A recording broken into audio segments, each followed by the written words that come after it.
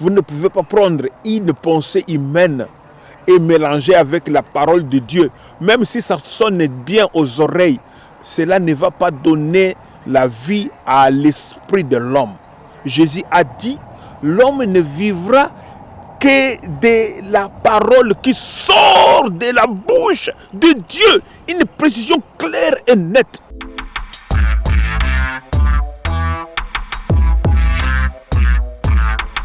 Il y a des serviteurs de Dieu qui pensent que parce que tel serviteur a prié pour moi, il m'a imposé les mains, je suis devenu super. Rien mon frère, rien ma sœur. Ça ne se passe pas comme ça. Vous devez vous présenter chaque jour, vous devez vous présenter tout le temps devant Dieu. C'est Dieu qui va vous faire croître, pas un homme.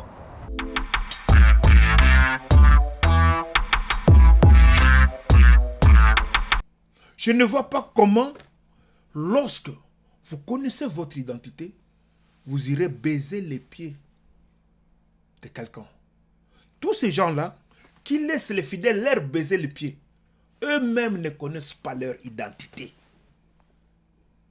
Ils pensent que lorsque les gens leur baisent les pieds, qu'ils sont maintenant des hommes, qu'ils sont serviteurs de Dieu. Lorsque les gens s'agenouillent devant eux, ils pensent maintenant qu'ils sont serviteurs de Dieu. Quand les gens tombent, ils imposent les mains aux gens, aux malades, les gens tombent et ils pensent que c'est comme ça qu'il est serviteur de Dieu. Si les gens ne tombent pas, regardez-les, ils ne sont plus à l'aise. Ils ne sont pas sûrs d'eux.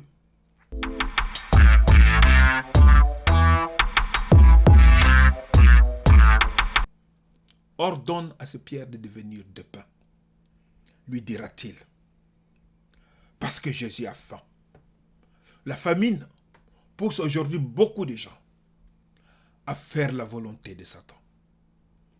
Parce qu'ils ont faim, ils ont soif de ceci, ils veulent avoir ceci.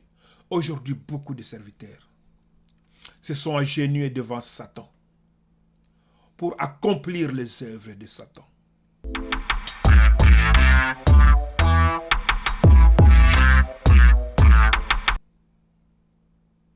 Beaucoup de gens aujourd'hui sont tombés dans les pièges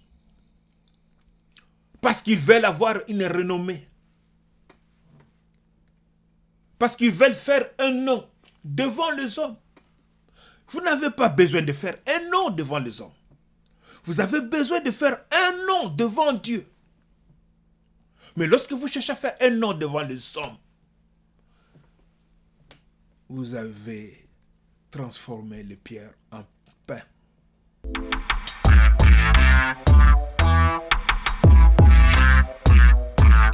Mais si Dieu ne t'a pas appelé, il ne te connaît pas avec cette identité-là. Et quand tu te présentes devant lui, avec une identité que lui ne t'a pas donnée, il ne t'écoute pas. Il ne te reconnaît pas. Les choses que tu lui dis là, il s'étonne, il se dit, mais en tant que qui, il réclame ces choses.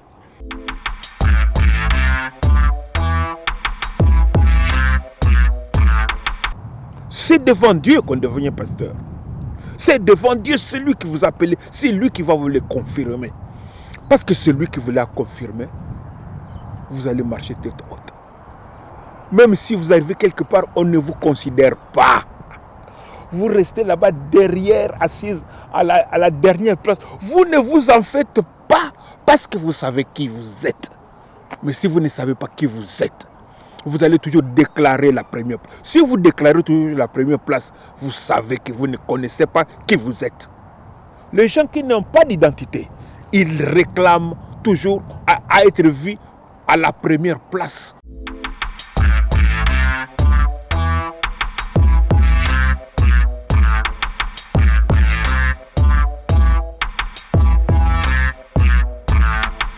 Pour être sauvé dans ce monde, il faut croire. Pour croire, il faut avoir quoi?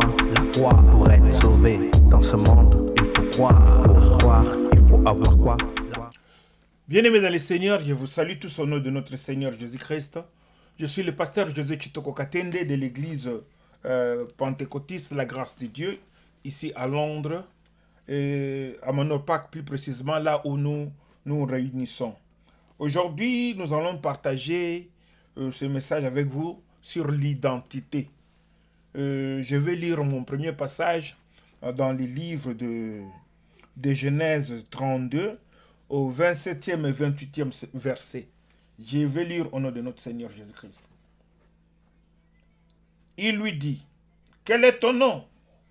Et il répondit, « Jacob. » Il dit encore, « Ton nom ne sera plus Jacob, mais tu seras appelé Israël, car tu as lutté avec Dieu et avec les hommes, et tu as été vainqueur. » Nous allons lire le deuxième texte dans le livre de Matthieu 4. Matthieu 4, à partir du premier verset jusqu'au quatrième verset. Je vais lire au nom de notre Seigneur Jésus-Christ. Matthieu 4, premier jusqu'au quatrième verset. Alors, Jésus fut amené par l'Esprit dans le désert pour être tenté par le diable. Après avoir jeûné 40 jours et 40 nuits, il eut faim. Le tentateur, s'étant approché, lui dit, « Si tu es fils de Dieu, ordonne que ces pierres deviennent de pain. » Jésus répondit, « Il est écrit, l'homme ne vivra pas de pain seulement, mais de toute parole qui sort de la bouche de Dieu. » Le troisième texte dans le livre de Romains 9, à partir du verset 11 à 13. Je vais lire au nom de notre Seigneur Jésus-Christ. « Car les enfants n'étaient pas encore nés, et ils n'avaient fait ni bien ni mal, afin que le dessein de l'élection de Dieu subsiste, sans dépendre des œuvres et par la seule volonté de celui qui appelle. Quand il fit dit à Rebecca, l'aîné sera assujetti au plus jeune, selon qu'il est écrit, j'ai aimé Jacob et j'ai haï Ésaü. Le quatrième texte, le dernier, Jean 8, nous allons lire à partir du verset 25. Qui es-tu? Lui dirent-ils. Jésus leur répondit, ce que je vous ai dit dès le commencement. Et puis, au 28e verset, il dit, toujours Jean 8, Jésus leur dit, donc, quand vous aurez élevé le Fils de l'homme, alors vous connaîtrez ce que je suis. Et que je ne fais rien de moi-même, mais que le Père, je parle selon ce que le Père m'a enseigné. C'est la parole de Dieu. Amen. Nous allons parler de l'identité. En fait, l'identité, c'est quoi? Ça sera difficile pour moi de définir l'identité. Je préfère essayer de les décrire. L'identité, on peut dire que c'est l'ensemble des données ou des paramètres qui nous aident à déterminer qui est qui. Ces paramètres peuvent être d'ordre social, votre rang social, ça peut être physique, votre taille, la couleur de vos yeux, de vos cheveux, la couleur de votre peau. Et ces paramètres peuvent être le niveau de vos études, ça peut être l'appartenance à une communauté, ça peut être l'âge, et c'est souvent ça qui est retenu, surtout la date de naissance. À partir de tous ces critères, le nom peut vous identifier et l'identité des fois varie. Je vais vous donner un exemple. Lorsque j'étais enfant, j'étais à l'école primaire, j'étais élève. Après, je suis devenu étudiant à l'université. Après, je suis devenu docteur. Et les gens me connaissent comme docteur, ça fait partie de mon identité. Deux fois, si vous m'aviez rencontré en 1980, vous m'appellerez par exemple José. Mais aujourd'hui, beaucoup de gens m'appellent pasteur. Ça fait partie de mon identité aussi. Donc l'identité peut varier selon que vous avancez, vous progressez dans certaines choses. C'est pourquoi Jésus dit ici, lorsque vous allez élever le Fils de l'homme, c'est alors que vous connaîtrez qui je suis. Je ne fais rien de moi-même. J'ai dit, je fais ce que mon Père m'a enseigné. Parce qu'ils voulaient savoir qui était. Parce qu'eux, ils savaient que Jésus-Christ était le fils de Marie et de Joseph. Mais ici, Jésus prétend autre chose que eux ne connaissent pas. C'est pourquoi il leur dit, quand vous aurez élevé le Fils de l'homme, vous saurez alors. Donc, nous avons une autre identité, à part celle que nous avons déjà, qui doit être révélée. Et cela ne peut être révélé que devant Dieu. Alléluia. Alléluia. Pour comprendre bien cela, nous allons essayer de commenter les textes que nous avons lus dans le livre de Genèse 32, versets 27 à 28. Là, on parle de Jacob quand il est resté toute la nuit, et il a lutté toute la nuit avec Dieu, et Dieu lui avait donné le nom d'Israël. Voyons ce que c'est là. Et comment ils sont arrivés à ce point-là. Qui était Jacob? Qui était Isaac? Comment ils sont arrivés là? Isaac était le fils d'Abraham. Abraham avait la promesse. Il a laissé la promesse à Isaac. Isaac devait laisser cette promesse à l'un de ses enfants. Il a eu 2 enfants. Ésaü et Jacob. Mais nous avons lu les textes dans Romains 9 qui sont clairs, qui ont dit que avant que les enfants ne soient nés, ils ne connaissaient ni mal ni bien. Dieu avait fait déjà son choix. L'élection de Dieu était déjà tombée sur Jacob, pour que les plans de Dieu, les desseins de Dieu ne dépendent pas des œuvres des hommes. Nous allons comprendre cela dans nos commentaires. Je vais parler de l'identité, parce que l'identité qui est un problème très sérieux dans la vie chrétienne. Lorsque vous n'avez pas votre identité, lorsque vous ne savez pas, vous ne connaissez pas qui vous êtes exposé, n'importe qui peut jouer avec vous. Mais alors, lorsque vous savez qui vous êtes, personne ne peut venir devant vous et dire n'importe quoi. Vous saurez celui qui vous êtes et ce que vous devez faire. C'est parce que vous ne savez pas qui vous êtes, parce que vous ne savez pas ce que vous devez faire. C'est pourquoi on peut faire de vous ce qu'on veut. On peut vous amener devant tout le monde. On peut amener des mamans devant les gens. On leur impose les mains, elles tombent, le panier saute, ainsi de suite. Or, ces choses-là n'ont rien à voir avec notre salut ou bien avec l'expansion de la gloire de Dieu. Notre Seigneur Jésus-Christ est grand, mais ce n'est pas à cause de ces petites choses-là, des petites démonstrations de rien du tout, que notre Seigneur Jésus-Christ sera glorifié. Jésus est glorifié lorsque sa parole est prêchée dans le monde. Jésus est glorifié lorsque les gens se convertissent. Donc, je reviens à notre problème d'identité. Je commence d'abord par Jacob. Si nous lisons dans le livre de Romains 9, versets 11 à 13, on nous dit que les 2 enfants n'étaient pas encore nés. Ils n'avaient commis ni péché, ils ne connaissaient ni bien ni mal, que le choix de Dieu s'était déjà porté sur les plus jeunes, c'est-à-dire Jacob. Dieu a aimé Jacob et a haï Ésaü. En fait que l'œuvre de Dieu ne dépende pas des œuvres des hommes. Le plan de dessein, les desseins que Dieu a s'est juré d'accomplir ne dépendent pas des œuvres des hommes. C'est pourquoi il avait déjà choisi Jacob. Voilà, Jacob est né et regardez la vie de Jacob. Celui qui est appelé à sauver le monde, regardez sa vie. Il va d'abord voler les droits d'aînesse de son frère. Regardez la vie que Jacob avait. Mais c'est lui qui avait été choisi. Mais pour que Jacob devienne ce que Dieu a dit, il doit recevoir la bénédiction de la part de son père. Qui est son père? Isaac. Mais Isaac celui qui doit les bénir normalement aime le grand frère Ésaü. Mais au lieu que Dieu dise cela à Ésaü, plutôt à Jacob, plutôt à Isaac, que l'enfant qui va hériter la promesse, c'est le petit frère, il n'a pas dit ça à Isaac. Il va le dire à Rebecca. Les choses de Dieu sont vraiment compliquées.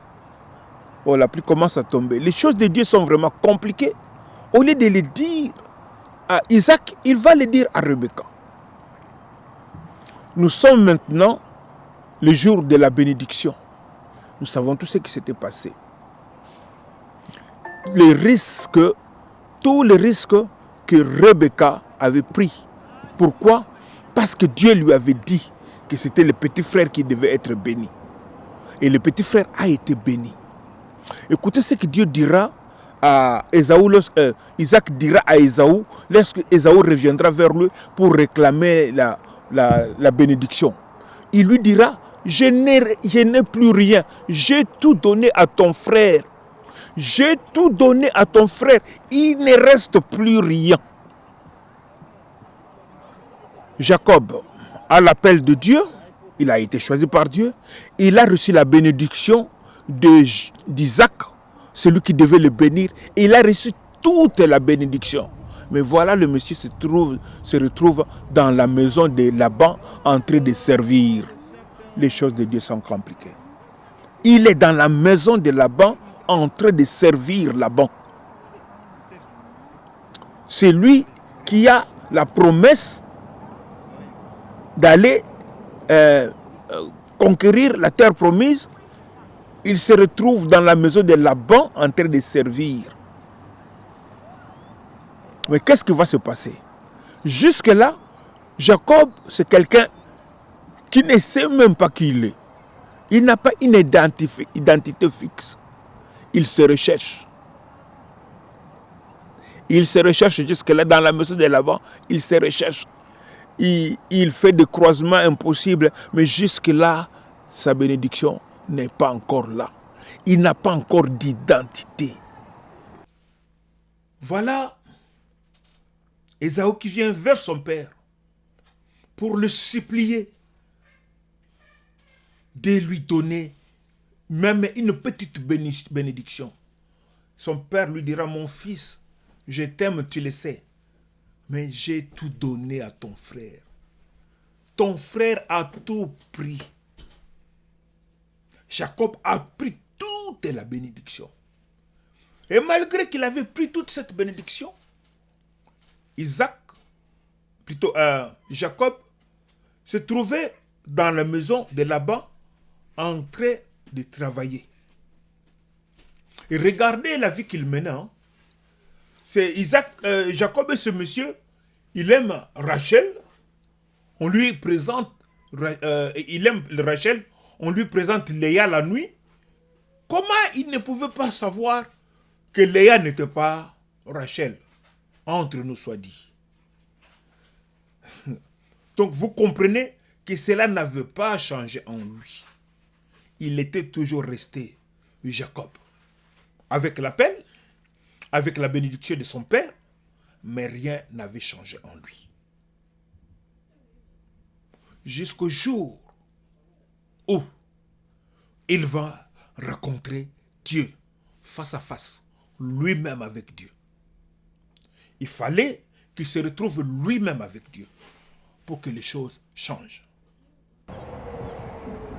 Dans le livre de Matthieu 4, on nous dit que Jésus fut transporté par le Saint-Esprit, amené par le Saint-Esprit dans le désert, afin qu'il soit tenté par Satan.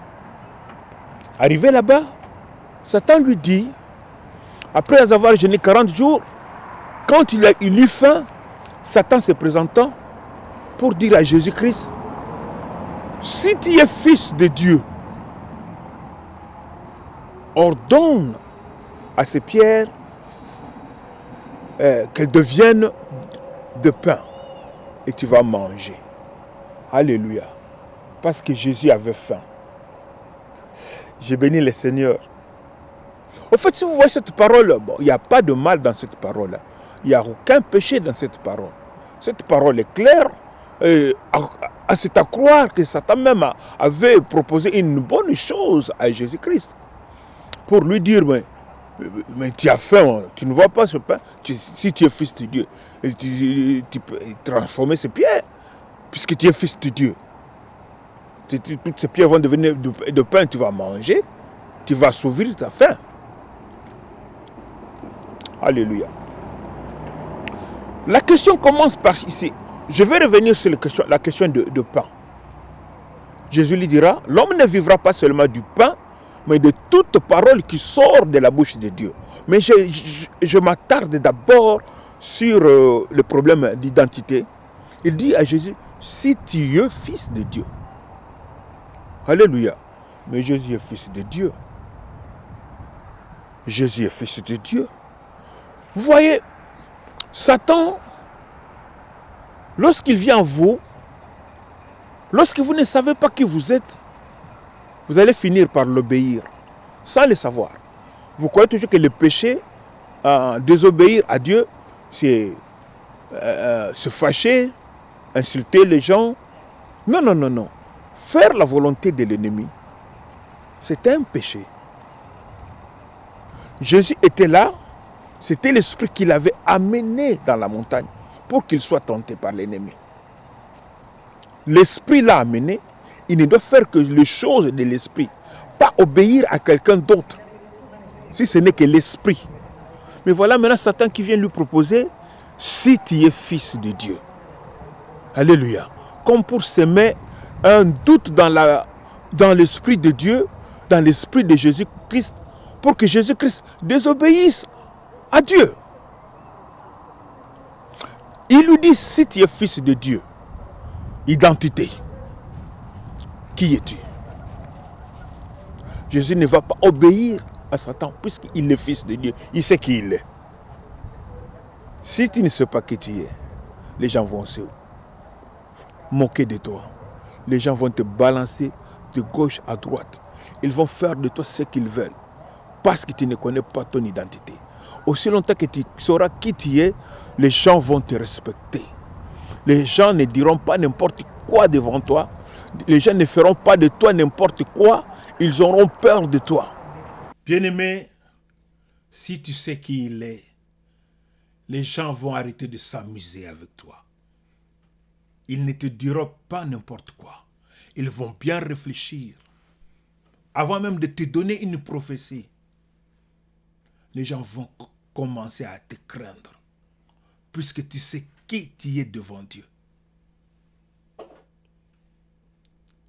Ils vont te critiquer quand tu as le dos tourné, quand tu n'es pas là. En ta face, personne n'osera, je dis bien, dire n'importe quoi devant toi. Parce que tu sais qui tu es. Lorsque vous retrouvez votre identité devant le Seigneur, plus rien. Vous n'aurez plus peur des démons. On ne viendra pas à vous avec de fausses prophéties. On ne viendra pas à vous pour vous dire n'importe quoi. Venez ici, vous allez recevoir votre miracle. Allez, faites ceci, allez, faites ça. Ils vont vous craindre. Parce que vous savez qui vous êtes. Alléluia. Quand vous savez qui vous êtes, vous devenez dangereux pour l'ennemi. Et pour tous ces manipulateurs, tous ces gens qui font l'évangile, qui prêchent l'évangile de ventre, ils ne vont même pas vous inviter dans leur réunion. Vous entrez, la prédication change. Votre présence va commencer à changer les choses. Même s'ils parlent des choses de Dieu, mais quand vous arrivez, ils commencent à tourner leur langue avant de parler. Pourquoi? Parce que vous savez qui vous êtes. Jésus-Christ dit à Satan, l'homme ne vivra pas seulement du pain, mais de toute parole qui sort de la bouche de Dieu. Alléluia. de toute parole qui sort de la bouche de Dieu. Qu'est-ce que Jésus voulait dire par là? Satan vient lui proposer, voilà, tu as faim, mange. Jésus lui dit, non, Satan, attention, je sais ce que je suis en train de faire. L'homme ne vivra pas seulement du pain, tu le sais très bien, mais de toute parole qui sort de la bouche de Dieu. Jésus veut dire à Satan que il n'y a pas seulement que cette nourriture physique que l'homme a besoin. Il y a une autre nourriture dont l'homme a besoin, et cette nourriture est spirituelle. Il veut dire à Satan que dans l'homme, il y a le corps et aussi il y a l'esprit. Que l'homme, pour vivre, a besoin de cette nourriture physique, c'est bien vrai. Mais l'esprit de l'homme a besoin d'une autre nourriture, qui, celle-ci, est spirituelle. Et cette nourriture, Jésus prend soin de déterminer quel est le genre de nourriture dont l'esprit de l'homme a besoin. Il dit, l'homme vivra de toute parole qui sort de la bouche de Dieu. Une précision claire. Puisqu'il y a beaucoup de paroles, il y a la parole de Dieu, il y a la parole des hommes, il y a la parole de médecins, il y a la parole de philosophes, il y a ta parole à toi aussi, il y a la parole de tes parents, la parole de tes oncles, la parole de ton directeur, la parole du gouvernement, du président, des philosophes. Toutes ces paroles-là sont des paroles. Mais Jésus dit, pour l'esprit de l'homme, c'est la parole de Dieu uniquement. Cette parole qui sort de la bouche de Dieu uniquement. C'est cette parole-là qui fait vivre l'esprit de l'homme.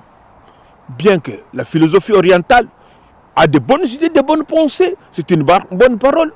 Il n'y a pas de problème avec ça. Ce n'est pas une mauvaise parole. La parole de la science, ce sont de bonnes paroles. Il n'y a pas de problème avec toutes ces paroles. Jésus-Christ n'a pas de problème, n'est pas contre la science. La parole des hommes politiques, des penseurs, tout. Des écrivains, des gens qui écrivent des choses formidables. Les politiciens ont des pensées formidables. Il dit que toutes ces paroles-là, ce sont des paroles. Mais cela ne nourrit pas l'esprit de l'homme. Il n'y a que la parole de Dieu qui peut nourrir notre esprit. Seule la parole de Dieu peut nourrir l'esprit de l'homme. Tout comme le corps de l'homme, pour vivre, nous avons besoin de nourriture. Si nous ne mangeons pas, nous allons être faibles et nous finirons par mourir. De même, l'esprit de l'homme a besoin de manger pour vivre. Et cette nourriture que nous mangeons pour vivre, c'est la parole de Dieu. Nous avons besoin de la parole de Dieu pour vivre. Alléluia. Il dit, l'esprit de l'homme a besoin de la parole de Dieu pour vivre. Et cette parole ne peut être que la parole de Dieu. Vous allez me demander, la parole de Dieu, mais c'est quelle parole? C'est cette parole qui est biblique, d'abord, la Bible. Et puis, il y a les prédications, les enseignements dans les églises. Et ces enseignements ne doivent pas être appuyés sur les pensées des hommes, sur les discours humains. C'est seulement la parole de Dieu. La parole de Dieu, Dieu peut nous parler par le songe, par des visions, par la prophétie. Oui, par la prophétie, bien que les gens en abusent, mais c'est une voie par laquelle Dieu nous parle. Lorsque nous faisons la lecture de la Bible, Dieu nous parle. Lorsque nous écoutons les enseignements bibliques, Dieu nous parle. Alléluia. Il n'y a pas le mélange dans ce qui doit nourrir l'esprit de l'homme. Non, dans la vie courante, nous pouvons manger la cuisine française, faire un mélange avec la cuisine chinoise, la cuisine africaine, faire un mélanger avec la cuisine occidentale ou orientale, On peut faire sortir n'importe quel mets là pour manger. Mais dans la parole de Dieu, on ne fait pas les mélanges. Vous ne pouvez pas prendre la parole de Dieu et prendre une pensée humaine, même si ça concorde, cela ne va pas donner la vie à l'esprit. Je reprends. Vous ne pouvez pas prendre une pensée humaine et mélanger avec la parole de Dieu. Même si ça sonne bien aux oreilles, cela ne va pas donner la vie à l'esprit de l'homme.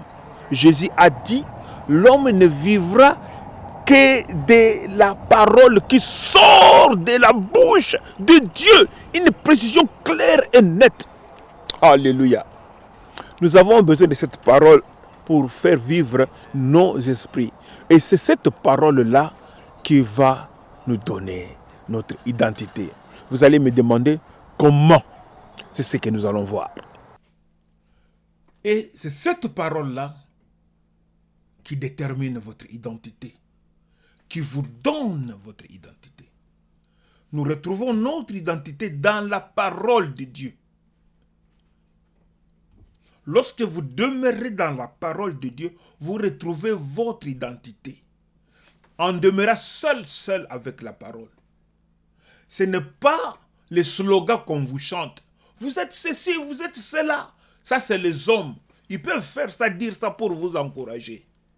Mais si vous n'allez pas fouiller dans la parole vous-même, restez, demeurez seul avec Dieu, toutes ces choses-là ne seront que des slogans. Comment connaître son identité?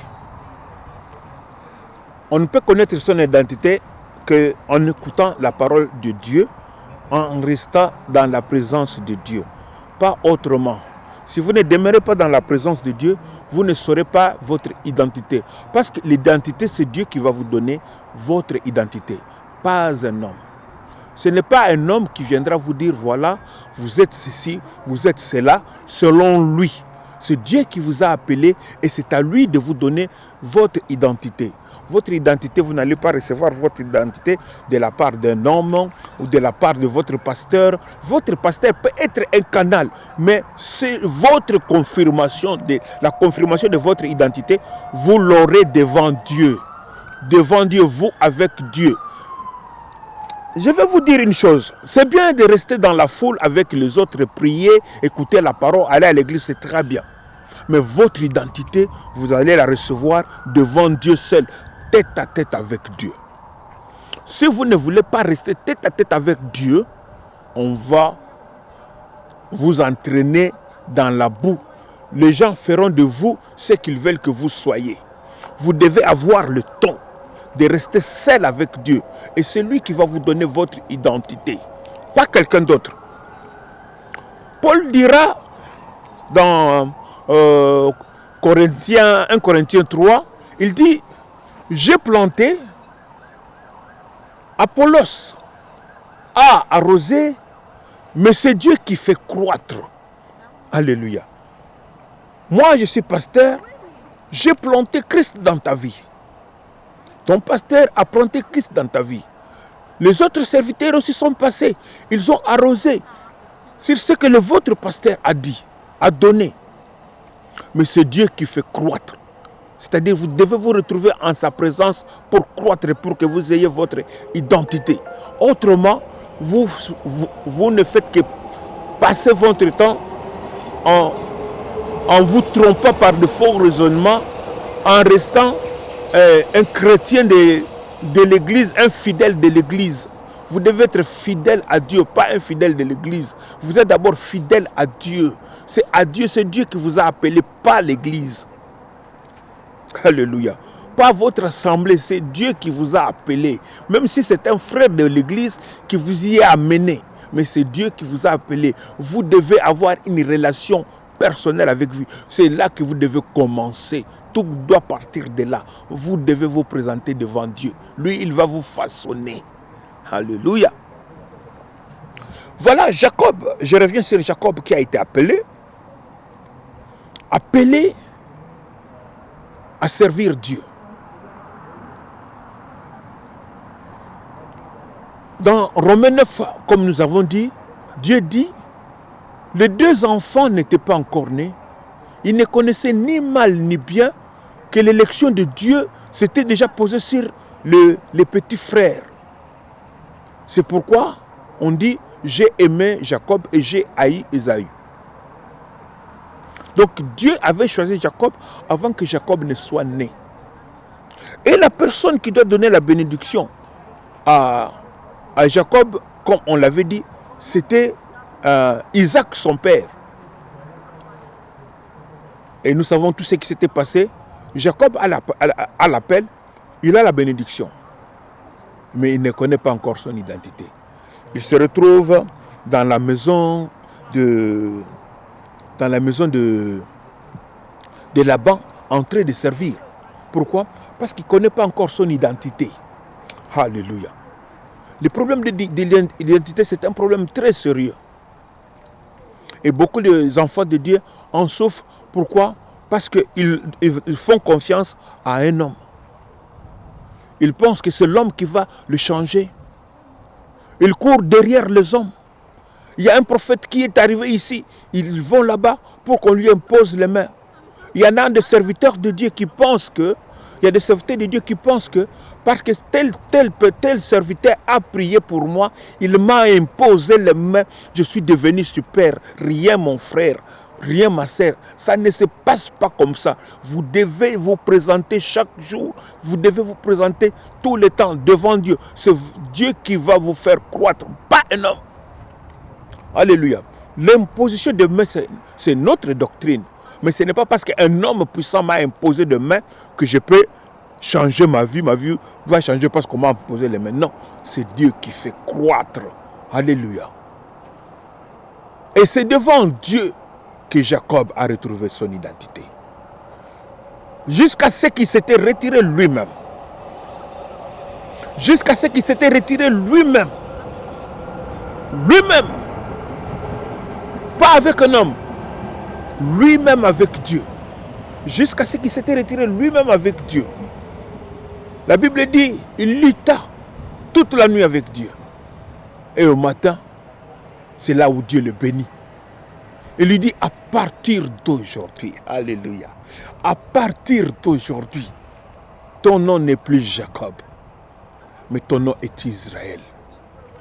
À partir de ce moment-là, la vie de Jacob n'était plus la même. Jacob était devenu une personne différente. Bien qu'il avait d'abord la bénédiction de son père. Toute la bénédiction. Son père dira à son frère Isaac, à son frère Ésaü, il n'y a rien qui reste, j'ai tout donné à ton frère. J'ai tout donné à ton frère. Mais cela n'avait rien changé. Alléluia. Cela n'avait rien changé à la vie de Jacob. Bien que cette bénédiction était très très très importante. Mais les choses ont commencé à changer dans la vie de Jacob lorsqu'il s'était retrouvé seul avec Dieu. Maintenant, il sait qui il est. Il n'y a pas de doute, il sait qui il est.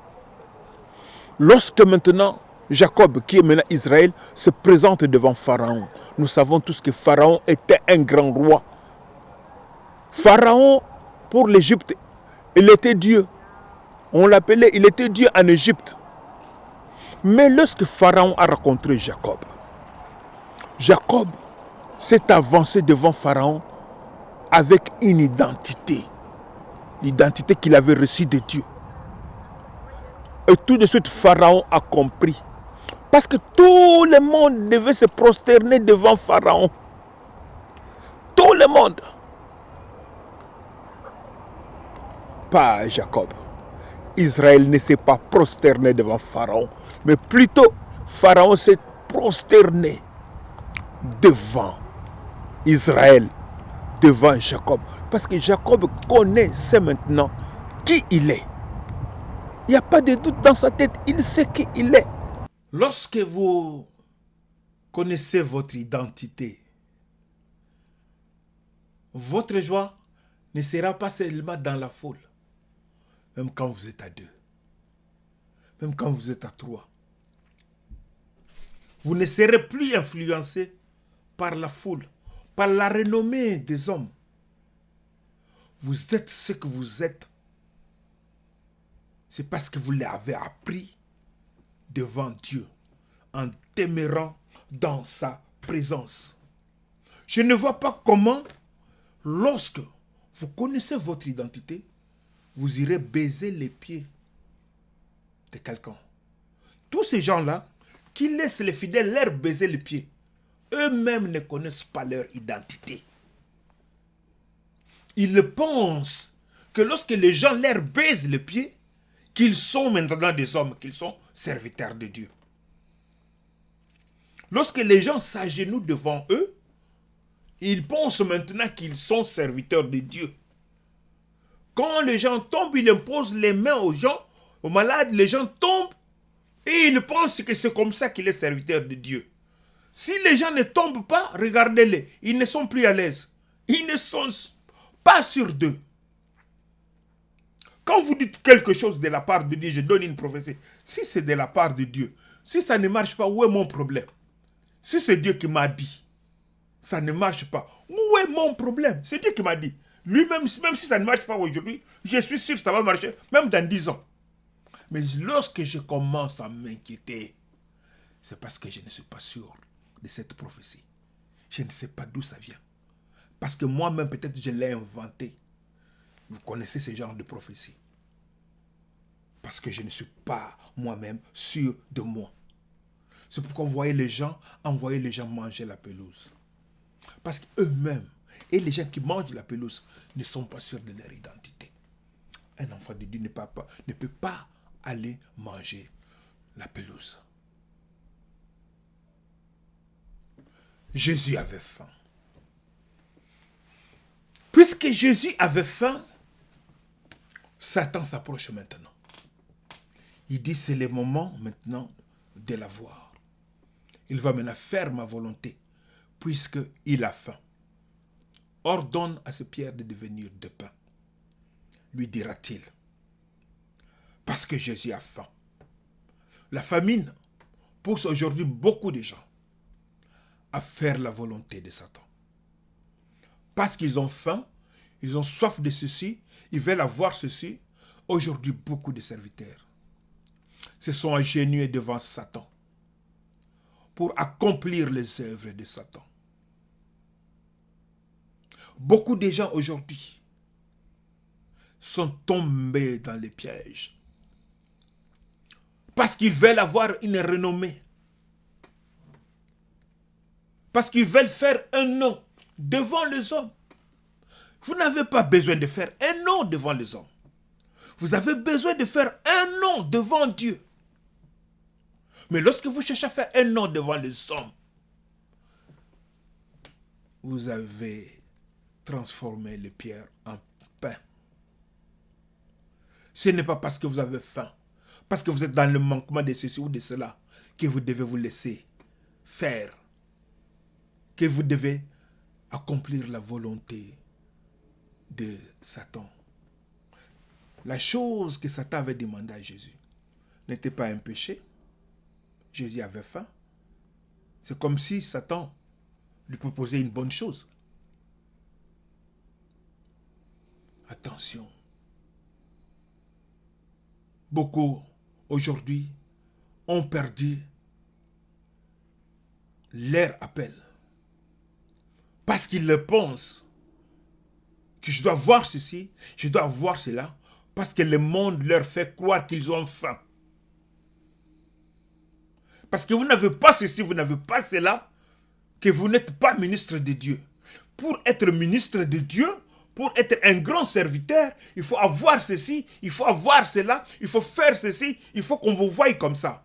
Vous cherchez à devenir serviteur de Dieu devant les hommes ou devant Dieu. Si vous êtes serviteur devant Dieu, ces choses-là ne vont pas vous intéresser.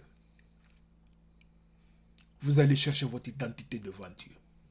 Même si les hommes ne vous acceptent pas, même si les hommes vous rejettent, mais si Dieu vous reconnaît pasteur, même si avec 2 fidèles, vous êtes pasteur, mais si Dieu ne vous reconnaît pas pasteur, même si vous avez 15 000 fidèles, il ne vous connaît pas. Beaucoup de gens ont les problèmes d'identité dans la vie.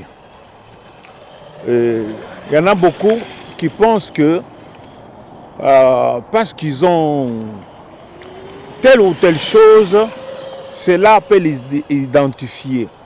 Beaucoup de gens s'identifient par rapport aux autres, par rapport à l'appartenance à un groupe, par rapport à l'appartenance à une famille, par rapport à l'appartenance à ce qu'ils ont, à leur possession, à ce qu'ils ont, par rapport, je ne sais pas, à leur renommée, ce qui n'est pas mauvais, ce qui n'est pas mauvais du tout. On peut s'identifier à toutes ces choses-là. Mais la vraie identité dont je parle ici, c'est l'identité que Dieu nous donne. Comment Dieu me connaît? Dieu me connaît en tant que qui? C'est ça qui doit beaucoup compter pour moi. Dieu me connaît en tant que qui? Quand Dieu me voit, il pense que je suis qui? Alléluia. Qui je suis devant Dieu? C'est de cette identité-là que je parle. Il y en a qui pensent que parce que j'ai tel bien, il s'identifie lui-même par rapport à ce qu'il a. Bien qu'on peut aussi nous identifier par rapport à nos classes sociales. Mais l'identité dont je parle ici, ce n'est pas une identité d'une classe sociale, mais c'est l'identification que j'ai devant Dieu. Parce que vous pouvez avoir beaucoup d'argent. Si vous vous retrouvez devant un type, un malfaiteur, devant un séducteur, quelqu'un qui sait vous manipuler, il va vous manipuler dans les choses de Dieu et il vous vide même de millions. Alléluia. Mais si vous savez, vous connaissez qui vous êtes par rapport à Dieu, cela n'arrivera pas. Alléluia. C'est pourquoi je dis, nous devons nous identifier, retrouver notre identité. C'est devant Dieu que cela se passe. Et Dieu, lui qui nous a appelés, il saura ce qu'il faut nous dire et ce qu'il nous faut faire pour que nous puissions être sûrs de notre identité. Quand je retrouve mon identité devant Dieu, même si toi tu ne le reconnais pas, je m'en fous. Alléluia, je m'en fous. Voilà Pilate qui ne connaît pas l'identité de Jésus-Christ. Il dit à Jésus-Christ, tu sais, j'ai le pouvoir sur toi, j'ai le pouvoir de t'arrêter ou de te libérer. Jésus lui dit non, Pilate, tu n'as aucun pouvoir sur moi. Tu n'en as aucun. Absolument pas. J'ai donné ma vie par moi-même. Alléluia. Pourquoi? Parce que Jésus savait qui il était. Si Jésus ne savait pas qui il était, tu sais ce qu'il allait faire? Il allait maintenant supplier, il allait faire maintenant la volonté de Pilate. Il allait faire la volonté de Pilate, puisque Pilate se présentait devant Jésus-Christ comme un bienfaiteur. Il dit à Jésus-Christ, tu ne sais pas que je peux te faire du bien? Alléluia. Mais si tu ne connais pas qui tu es, tu vas faire la volonté de l'ennemi. Regarde ce que le cas qu'Abraham a eu. Abraham se retrouve en face du roi de Sodome.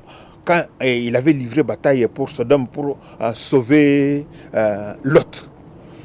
Le roi de Sodome propose à Abraham, il dit, mais donne-moi tes soldats. Donne-moi tes soldats. Moi, je vais te donner des biens. Abraham dit, non, je n'ai pas besoin de ton argent. Sinon, on va raconter, tu iras pas raconter partout que c'est toi qui m'as rendu riche. Parce qu'Abraham savait qui il était. Parce qu'il savait que c'est Dieu qui devait le rendre riche, prospère. Alléluia. Si vous ne savez pas qui vous êtes, vous allez vous retrouver en train de servir, de faire la volonté de l'ennemi.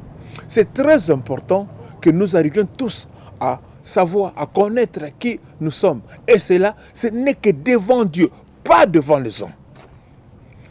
Ton pasteur peut t'appeler son petit de confiance. Ton pasteur, parce que tu le sers très bien, il peut te nommer pasteur. Il peut te nommer évangéliste. Il peut te nommer apôtre. Parce que tu es la femme du pasteur, on a fait de toi pasteur, on a fait de toi, je ne sais pas moi, prophète, parce que tu es la femme du pasteur. Et tu te contactes, là, tu es devant ton mari, maman pasteur, maman prophétesse, merci beaucoup. Mais si Dieu ne t'a pas appelé, il ne te connaît pas avec cette identité-là. Et quand tu te présentes devant lui, avec une identité que lui ne t'a pas donnée, il ne t'écoute pas. Il ne te reconnaît pas. Les choses que tu lui dis là, il s'étonne, il se dit, mais en tant que qui, il réclame ces choses. Alléluia. Alléluia. En tant que qui, il réclame ces choses. Nous devons nous soumettre à la parole. Nous devons nous soumettre d'abord à Dieu. C'est-à-dire avoir une relation. Alléluia. Alléluia. Nous devons avoir une relation avec Dieu. C'est ainsi que nous saurons qui nous êtes. Qui nous sommes plutôt. Nous devons avoir une relation avec Dieu, car c'est à travers cette relation que nous saurons qui réellement nous sommes. Que nous saurons à quel appel Dieu nous a appelés et ce que nous devons faire dans l'œuvre de Dieu. Et vous voyez, il y a trop de copistes parce que les gens ne savent pas quoi faire. Parce que tel a fait une campagne, moi aussi je dois faire. Parce que tel a fait ceci et ça a réussi, moi aussi je dois faire. Parce que tel fait ceci et ça marche, moi aussi je dois faire. Mon frère, ma soeur, qu'est-ce que Dieu t'a dit de faire? Alléluia. Alléluia. Mon ministère n'est pas une copie de ton ministère. Je ne fais pas les choses parce que tel ou tel a fait. Moi, je fais les choses telles que Dieu m'a dit, telles que j'ai la conviction, la foi de ce que ma façon de servir Dieu. Je prêche la parole selon que Dieu m'inspire, selon que l'Esprit m'inspire. Je ne prêche pas la parole selon qui, telle ou telle personne. Alléluia. Puisque j'ai une identité, je sais qui je suis. Personne ne peut venir à moi dire n'importe quoi. Je ne le permettrai pas. Même si vous déplacez les montagnes, je ne viendrai pas devant vous m'agenouiller. No chance. Je connais Jésus-Christ. C'est lui qui m'a sauvé. Alléluia. Alléluia.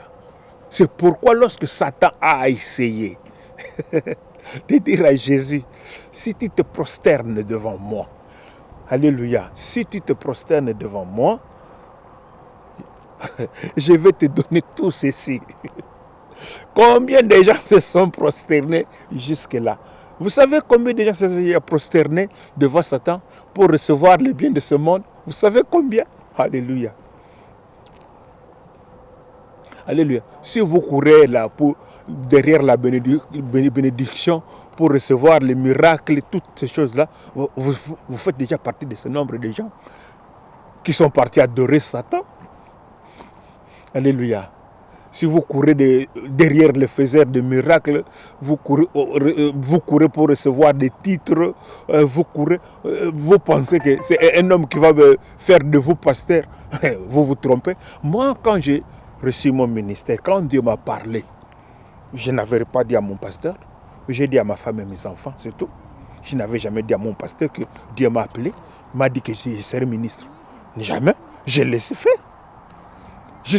Jusque d'autres pasteurs sont venus confirmer cela. Un jour, il m'a appelé, il m'a dit, voilà, je vais prier pour toi parce que Dieu nous a convaincus que tu es pasteur. Moi, je le savais déjà.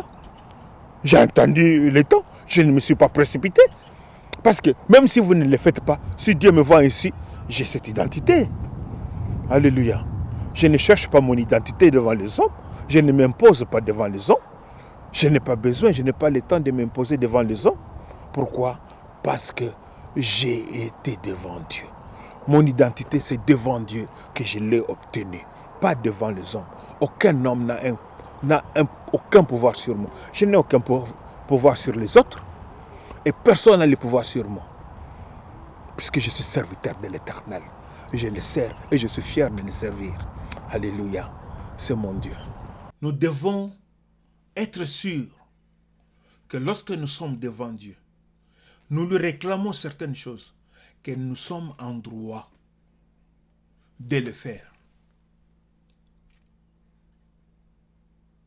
Nous sommes enfants de Dieu. Mais nous n'avons pas tous la même autorité. Si je ne suis pas pasteur, je ne peux pas faire des réclamations devant Dieu en tant que pasteur. Je dois faire les réclamations devant Dieu en tant que ce que je suis devant Dieu. Si Dieu ne me voit pas pasteur, il s'étonne, il regarde à ses anges. Mais pourquoi il me parle ainsi? Pourquoi demande-t-il ceci? Je ne lui ai pas envoyé enseigner. Seigneur, donne-moi un message, je veux prêcher, je veux enseigner. Dieu regarde aux anges. Mais est-ce que lui c'est un enseignant? Dieu s'étonne. Est-ce que lui c'est un enseignant? Ce n'est pas parce que tu désires ces choses-là que tu l'es devenu. Tu dois demeurer devant Dieu. Et Dieu lui-même te dira ce que tu es. Et ce que tu peux faire. Nous les faisons les choses de nous-mêmes. Nous devons être silencieux. Garder le silence devant Dieu. L'écouter. Nous devons ouvrir grandement nos oreilles devant Dieu.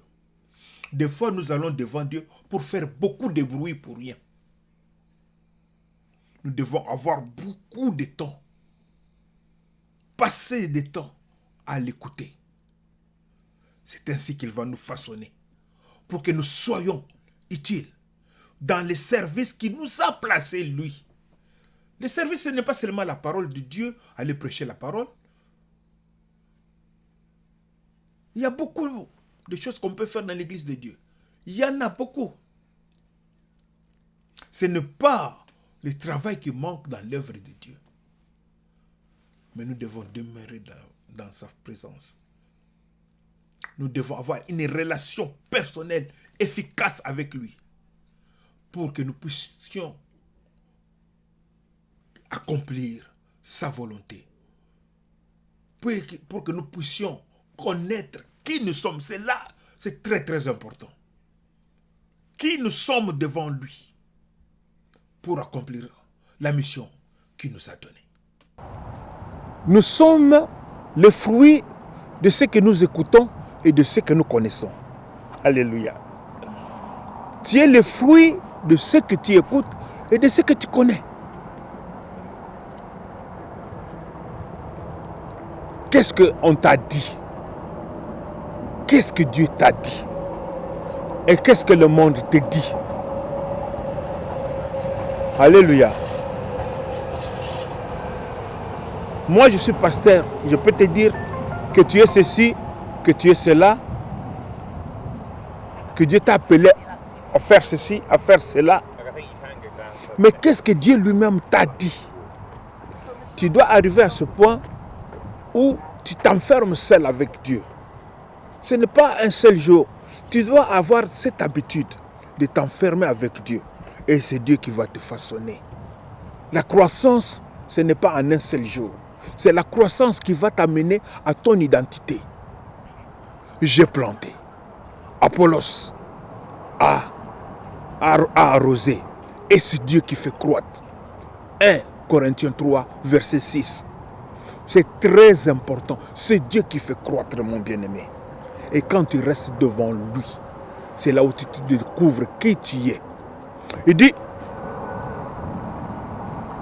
demeurez dans ma parole et vous connaîtrez la vérité. Et la vérité vous rendra libre. Demeurez dans ma parole. Faites de ma parole votre demeure. Une demeure, c'est là où vous venez tous les jours vous reposer, coucher, et c'est votre maison. Faites de la parole de Dieu votre maison. Le lieu de vos secrets, le lieu de votre intimité. Vous pouvez sortir, mais vous finirez toujours par retourner dans votre demeure. C'est comme ça que la parole de Dieu doit être dans notre vie. Nous sortons, nous écoutons les ordres de nos patrons, les ordres du gouvernement, tout ce qu'on nous dit toute la journée, mais nous revenons dans notre maison, dans notre demeure, la parole de Dieu. Et qu'est-ce que la parole de Dieu a dit par rapport à tout ce que j'ai écouté pendant la journée. Et c'est par rapport à ça que j'oriente ma vie. Et j'écoute la parole. À force de demeurer, de l'écouter, de demeurer devant la face de Dieu. Et plus je demeure, plus lui me transforme. Il me transforme à son image.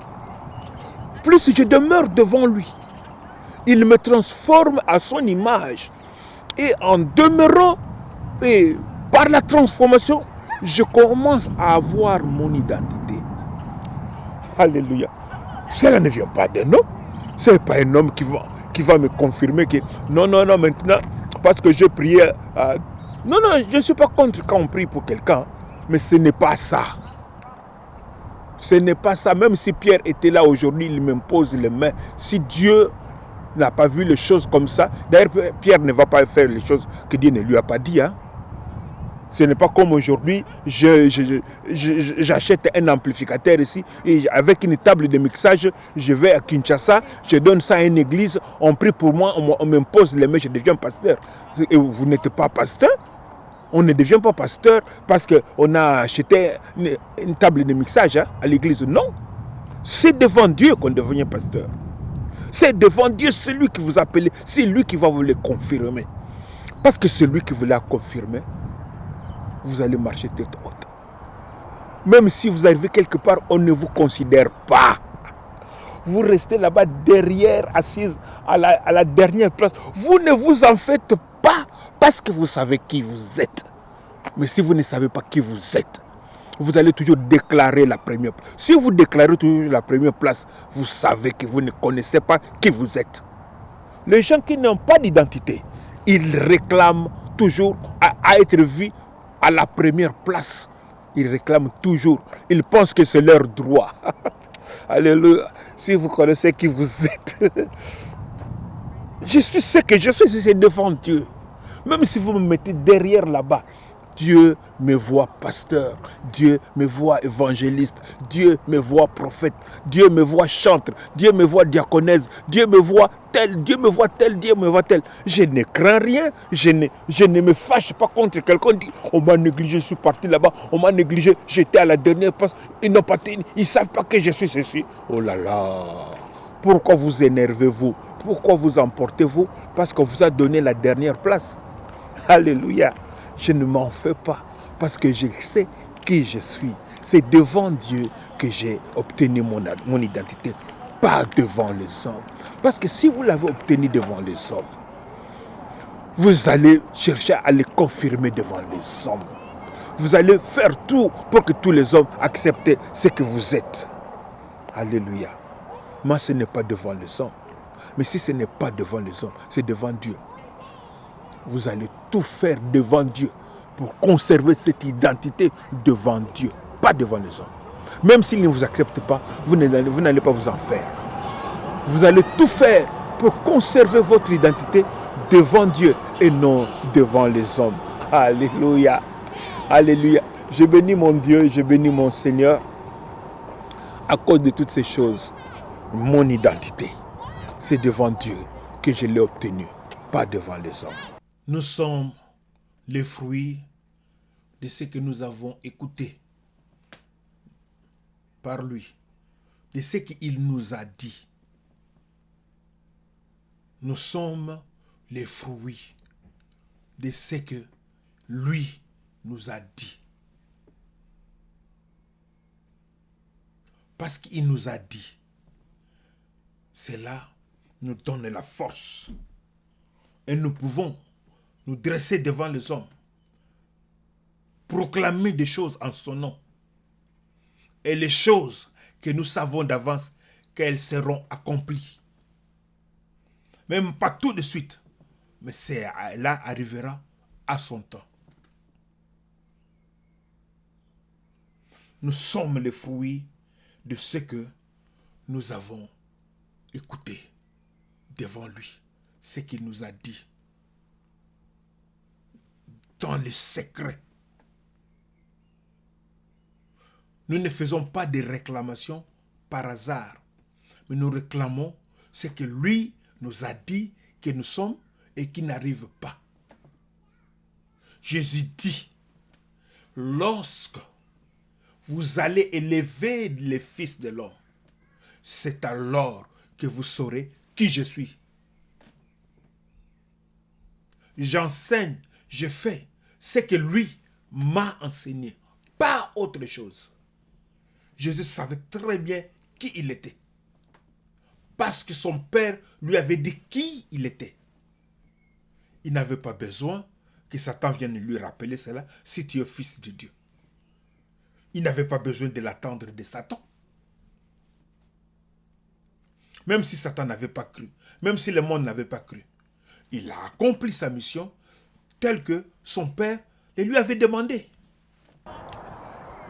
Regardez Moïse, il grandit dans la maison de Pharaon avec une identité qui n'est pas à lui.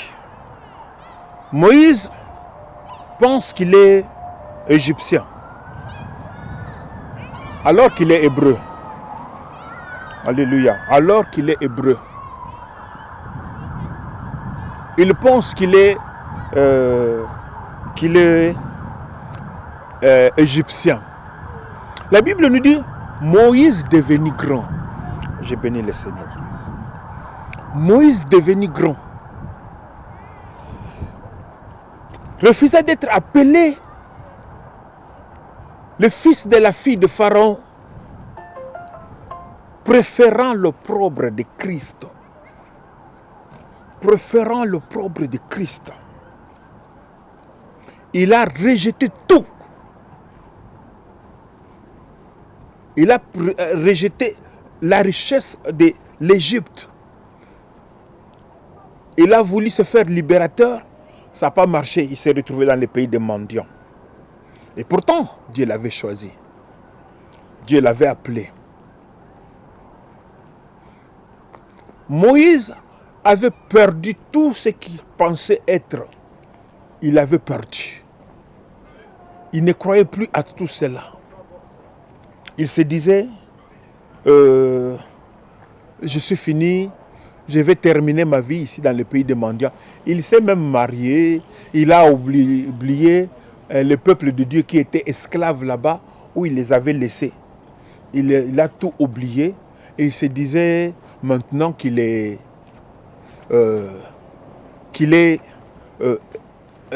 fini quoi. Mais Dieu va retrouver Moïse. Dieu va aller chercher Moïse là où Moïse était. Il va le chercher pour lui parler. C'est Dieu lui-même qui a donné l'identité à Moïse. Moïse dit, je n'irai pas. Envoie quelqu'un d'autre. Dieu dit, c'est toi qui iras. Il dit, je ne sais pas parler. Dieu dit, ton frère le fera à ta place. Mais toi, pars. Alléluia.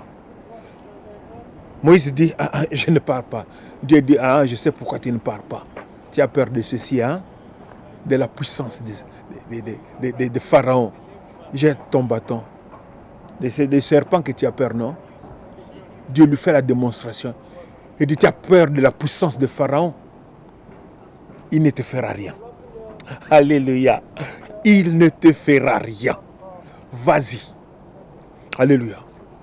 Maintenant, Moïse est devant Dieu. Dieu le convainc. Pas le convainc, Dieu lui donne son identité. Il sait maintenant que c'est lui le libérateur. Il n'y a pas de doute dans la tête de Moïse. Ce n'est pas un homme qui lui a appris ça. Moïse va maintenant se présenter devant Pharaon. Il était prince en Égypte. Il ne pouvait pas dire ce qu'il avait dit à Pharaon en tant que prince en Égypte. Il ne pouvait pas dire cela. Il est maintenant en Égypte, il était considéré comme un meurtrier. 2. Deuxième raison qui pouvait faire que Moïse n'avait rien à dire devant Pharaon. Maintenant, Dieu l'envoie avec une autre identité. Moïse sait maintenant qui il est.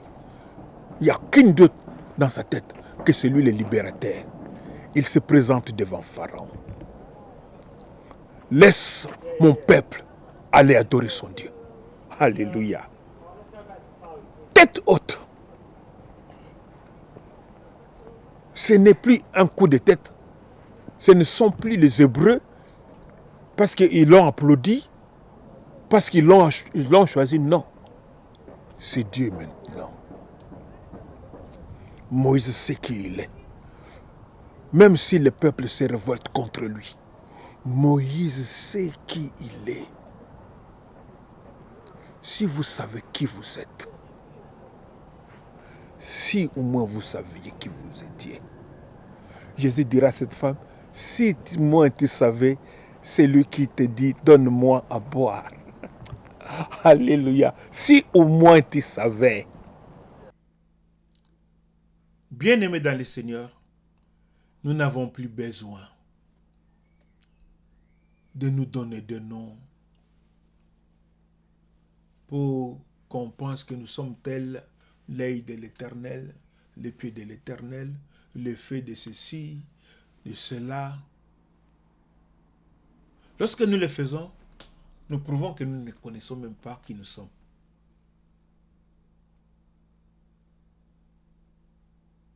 Moïse avait grandi dans la maison de Pharaon.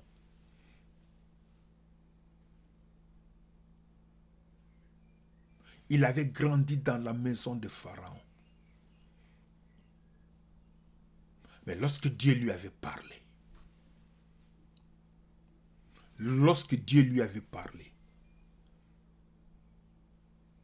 il n'avait plus peur. Toute cette identité qu'il avait dans la maison de Pharaon ne comptait plus.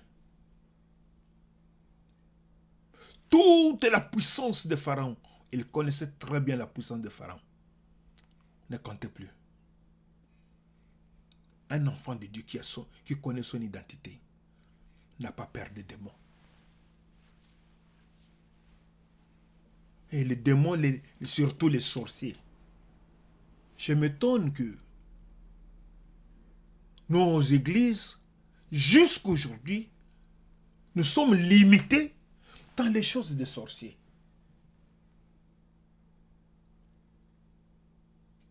Nous devons dépasser cela. C'est en bas. Il y a d'autres choses beaucoup plus importantes qui nous attendent. Et il y a des églises qui ont fait 5 ans, 6 ans, 7 ans, 20 ans, jusqu'à aujourd'hui, ils sont là dans les combats avec les sorciers. Oh my God, mon Dieu, mon Jésus, mon Jésus, mon Jésus.